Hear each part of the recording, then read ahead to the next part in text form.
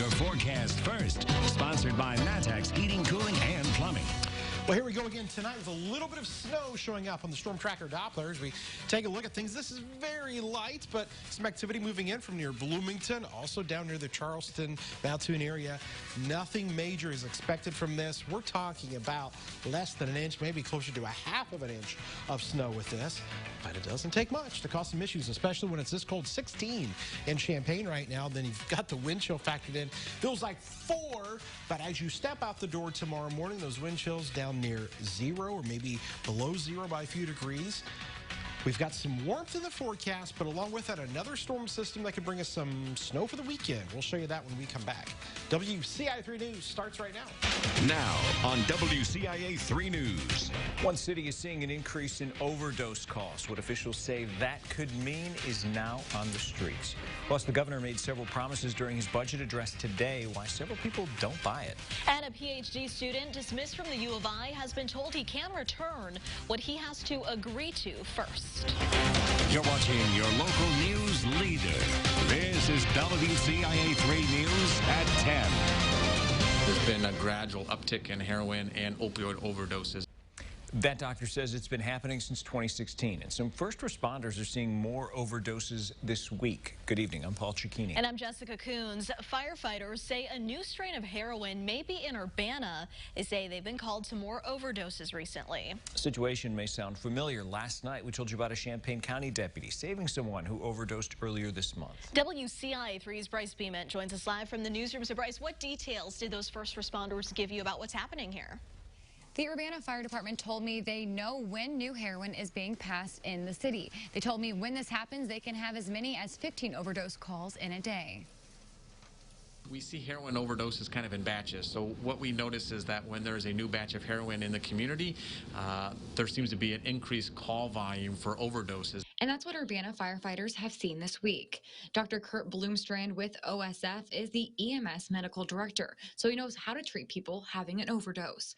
He says doctors aren't prescribing as many opioids anymore to avoid addiction, but that leads to some people buying off the streets. People who use heroin on a regular basis might use that same amount, but it's laced with something more potent, and they're then going into an overdose situation where they might stop breathing. All first responders carry a kit to help save someone who is overdosing. They're going to administer that opioid reversing medication called Narcan in hopes of that patient regaining consciousness and breathing on their own again. He says that is the most important step in saving someone. But before that, someone has to call for help. He says if you have a loved one addicted to heroin or opioids, don't be afraid to call 911. Sometimes the stigma is they might be afraid because of the fear for getting in trouble, right, for utilizing or finding somebody who is overdosed on a street drug. But we really want to care for that patient. First responders, hospitals, and public health leaders in Illinois have a program called PROMPT, which stands for Partnership to Reduce Opiate Mortality and Promote Training. The goal is to try to decrease, number one, the amount of overdoses, but then respond to the overdoses. They're trying to teach people what to do in an overdose situation and get their kits in as many hands as possible. We're trying to get training and Narcan out in the community because that's really what's going to help save a life. If an ambulance responds to an overdose situation, they will leave a kit at the house. You can get Narcan over the counter. In the newsroom, I'm Bryce Beament, WCIA 3, your local news leader. All right, Bryce, thank you. No one was hurt after a train derailed last night in Jasper County between Dietrich and Newton. Officials say grain was spilled after 12 cars went off the tracks. Cleanup continued throughout today, and the road will be closed overnight. The cause of that derailment is under investigation. An update now about a man accused of trying to kill his ex-girlfriend. Lamont Jackson was in court today. Police say he broke into his ex's home Friday night and refused to let her leave. Investigators say he threatened her, hit her with a gun, and shot her in the leg. He's facing charges that could put him behind bars for the rest of his life. A resolution passed tonight to bring changes to the Urbana Police Department's use of force policy. This resolution has 5 sections. It includes training police in de-escalation techniques, having a civilian on the use of force review board, having the police department give annual reports to city council, and reviewing the use of force policy with the public. Police would also have to speak with city council before they can make any changes to that policy. Stands behind the principles of de-escalation being a priority. Comes after a woman was hit by an officer while being arrested over the summer. Moving forward, some details of this resolution will need to be worked out. The police chief and council will work together through that process. Governor Pritzker's budget address today promised a better future, but some people are unsure if they trust the state going forward. WCIA 3's Cole Hankey spoke with people around Springfield today about that speech. Governor Pritzker made a lot of promises during his latest budget address. While balancing some budget cuts with the state's recovery from COVID, he prioritized fixing the state's unemployment system.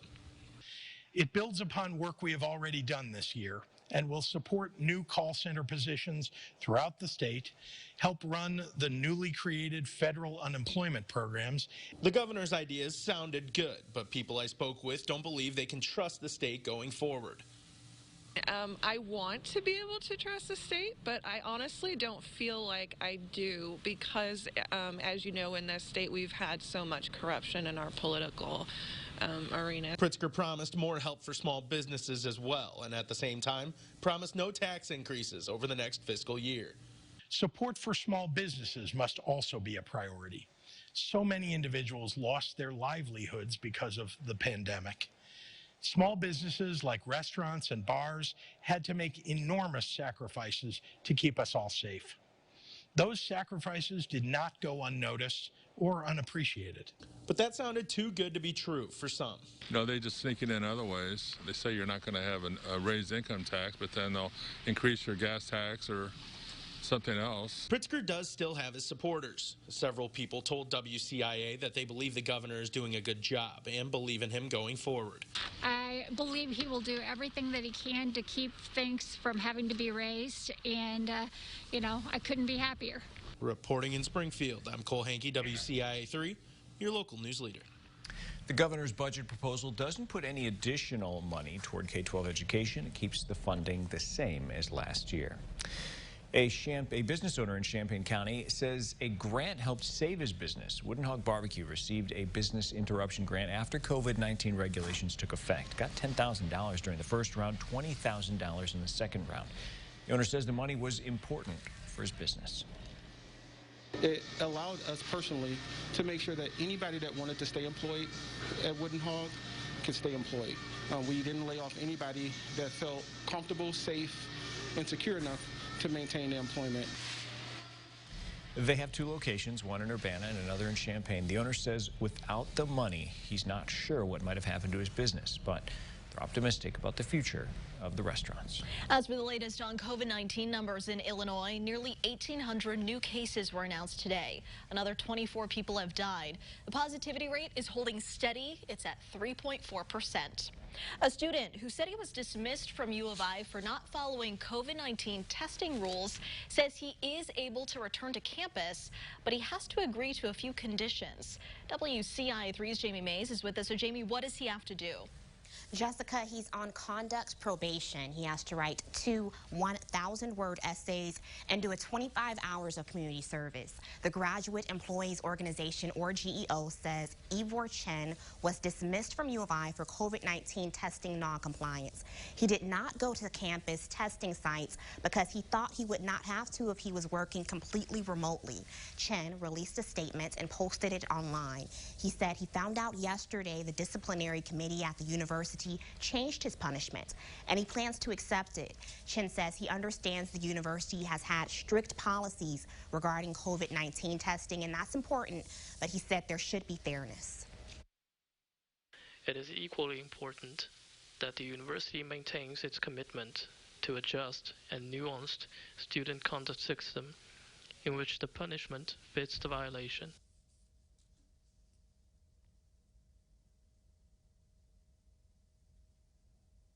U of I said they could not speak about the situation because of federal student privacy laws, but their COVID-19 safety protocols have been broadly, regularly, and frequently communicated throughout the pandemic on every platform available to the university. Back to you, Jessica. All right, Jamie, thanks for that update.